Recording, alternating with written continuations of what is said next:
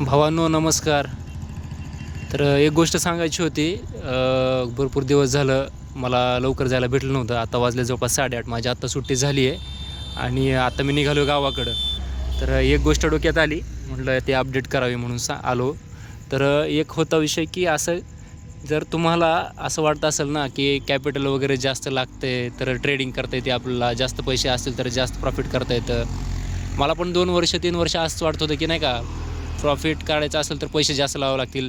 कमीत कमी 50,000 लाख रुपये तरी कॅपिटल पाहिजे.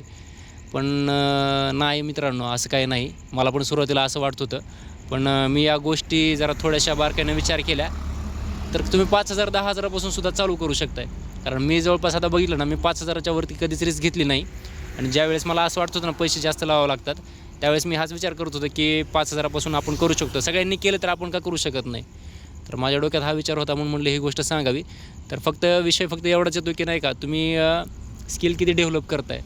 जेवढे जास्त स्किल डेव्हलप करणार, जेवढं तुम्ही अभ्यासावरती लक्ष देणार, तेवढं तुम्ही लवकर शिकणार. आणि कॅपिटल मायने नाही हो याच्यामध्ये. तुम्ही नाही का ऑप्शन ट्रेडिंग करताय ना, तर त्यासाठी तुम्हाला कमीत कमी एक 5,000 ते 10,000 रुपयेसुद्धा खूप झाले माझ्यामध्ये बरं का. मी काढलेत ना 5,000चं. माझं कॅपिटल अकाउंट जे आहे ना 5,000पासून, ते मी 10,000पर्यंत सुद्धा नेलं आहे. पण झालं काय, जेवढं आपलं लवकर प्रॉफिट होतं ना, तेवढी आपली सायकोलॉजी डिस्टर्ब होते.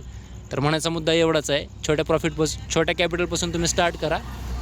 नक्कीच तुमचं अकाउंट मोठं होणार म्हणजे होणार. फक्त सायकोलॉजी मेंटेन ठेवा. एवढंच सांगायचं होतं भावांनो.